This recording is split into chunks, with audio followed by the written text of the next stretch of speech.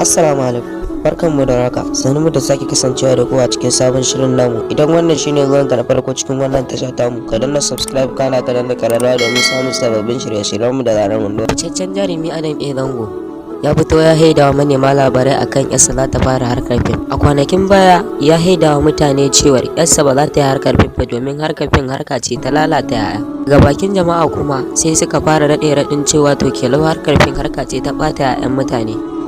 To in dai ku haka ne ke lauhi ma ya bata a 'yan wasu kuma shi zai ce yasa ba za ta yi harkar fim ba. Daga jin jama'a suna raɗin cewar wannan magana sai ya canja ra'ayin nasa, ya wallafa wata bidiyo a shafinsa na Instagram inda yake cewa ba komai ne isa yarsa ba ta yi harkar fim yanzu tana cikin karatu, kuma idan ya sa ta a harkar fim karatunta zai lalace. Kuma baya da haka ya ta karama ce, idan aka ce na sa ta a harkar fim irin wannan site ɗin ya karin nada to ko kokonto ba na yi, na tauye mata haƙƙinta. Sai ga yau 15 ga watan 1 2021 jarumin ya fito ya bayyana cewar yarsa za ta fara harkar fim nan ba da jimawa ba.